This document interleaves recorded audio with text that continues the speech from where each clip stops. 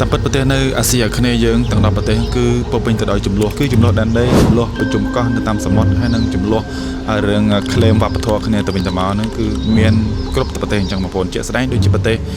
ហ្វីលីពីនជាមួយនឹងប្រទេសម៉ាឡេស៊ីគឺគេមានចំនួនគ្នារឿងដីខេត្តសាបានៃប្រទេសម៉ាឡេស៊ីដែលហ្វីលីពីនអាងថាដែនដីសាបាហ្នឹងគឺមានដីមួយចំណែកខ្លះជារបស់ហ្វីលីពីនអញ្ចឹងគឺប្រទេសទាំងពីរប្រទេសបន្ទងគ្នានៅតំបន់សាបាហ្នឹងឯងហើយបើឥណ្ឌូនេស៊ីជាមួយនឹងម៉ាឡេស៊ីគឺឆ្លោះគ្នា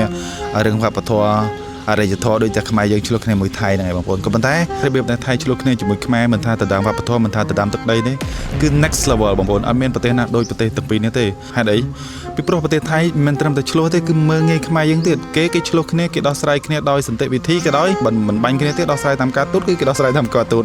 អត់មានឌឺដងផ្លែផ្កានិយាយម៉ាក់ងាយគ្នាទេតែបើថៃគឺមើងងាយខ្មែរយើងតែម្ដងនេះគឺជា4ចំណុចដែលថៃមើងងាយយើងខ្លាំងនៅពេលដែលយើងឆ្លោះជាមួយវារឿងព្រំដែនថ្មីៗនេះទី1គឺយោធាថៃឲ្យយោធារបស់វាហ្នឹង6-7នាក់រំលោភបោកមកលើនារីខ្មែរយើងរឿងនេះគឺបងប្អូនមិនគួរភ្លេចទេហើយថៃធ្វើតែអញ្ចឹងឯងបងប្អូនបើខ្ញុំស្រាវជ្រាវមើលទៅសម្បីតែជនជាតិភូមា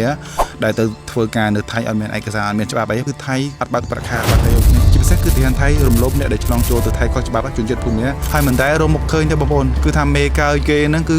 ការពាររឿងហ្នឹងតែម្ដងនេះគឺជាចរិតស្មុគគ្រោកដែលថៃតែងតែធ្វើទៅលើប្រទេសដែលខ្លួនឯងមើងងាយហ្នឹងតាំងពីដើមមកអើយបងប្អូនហើយនេះក៏ជាចំណុចទី1ដែលថៃមើងងាយមកខ្មែរយើងថ្មីៗនេះដែរហើយនឹងចំណុចទី2ថៃឲ្យសកម្មជនរបស់វាហ្នឹងគឺដឹកឡានលំមកស្រោចលើប្រជាពលរដ្ឋខ្មែរយើងពលរដ្ឋខ្មែរយើងនៅភូមិបរិច័ន្ទមិនព្រមចាក់ចេញពីភូមិរបស់ខ្លួនមិនព្រមចាក់ចេញពីផ្ទះរបស់ខ្លួនដែលថៃអះអាងថាភូមិនោះផ្ទះនោះជាដីរបស់ថៃបងប្អូនគឺថៃឲ្យគ្នាវាយកឡានដឹកលំមកហ្នឹងយកមកស្រោចលើប្រជាជនខ្មែរយើងនេះគឺជាចំណុចដែលវាមើងងាយមកលើខ្មែរយើងទី2ដែលបងប្អូនមិនគួរភ្លេចលឿនទេទី3គឺបងប្អូនដឹងស្រាប់ហើយគឺវាឲ្យទាហានមកវាហ្នឹងបាញ់ប្រហារមកលើប្រជាពលរដ្ឋស្លូតត្រង់របស់យើងដែលបោះតង់បោះចូលរំនៅក្បែរព្រំដែនខ្មែរថៃហ្នឹងបងប្អូនវានៅសុកវាធ្វើអញ្ចឹងគឺវាចលោឲ្យយើង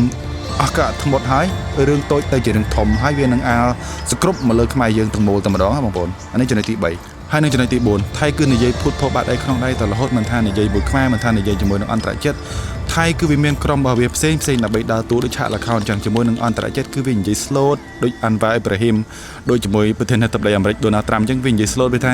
ខ្ញុំប្រទេសថៃចង់តែរក្សាបទច្បាប់បែងនឹងឯងប៉ុន្តែខ្មែរដាក់មានអត់ចប់អញ្ចឹងទៅជាមួយគេគឺវានិយាយឡើង slot ពេលវានិយាយមួយខ្មែរយើងគឺវានិយាយសន្លឹកវានិយាយមើងងាយសពបែបយ៉ាងវានិយាយថាវាយតែប្រហែលថ្ងៃមកដល់ភ្នំពេញ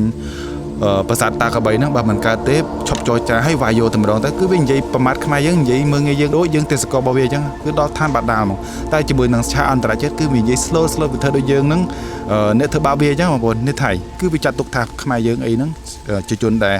ល្ងងខ្លៅស្រួលបោកស្រួលបឆោតស្រួលប្រឡប់អញ្ចឹងបងប្អូនគឺយើងគួរតែចងចាំជារឿងរហូតហើយបរៀនទៅដល់កូនយើងអំពីទង្វើឈឺចាប់ដែលថៃធ្វើមកលើប្រជាជនខ្មែរយើងបើយើងមិនចងចាំបើយើងមិនរៀនបាននៅមេរៀនដែលថៃមើលងាយយើងនេះទេវានឹងបន្តធ្វើរឿងស្មុគគ្រោកនឹងមកលើខ្មែរយើងតជំនាន់អត់ឈប់ឡើយបងប្អូន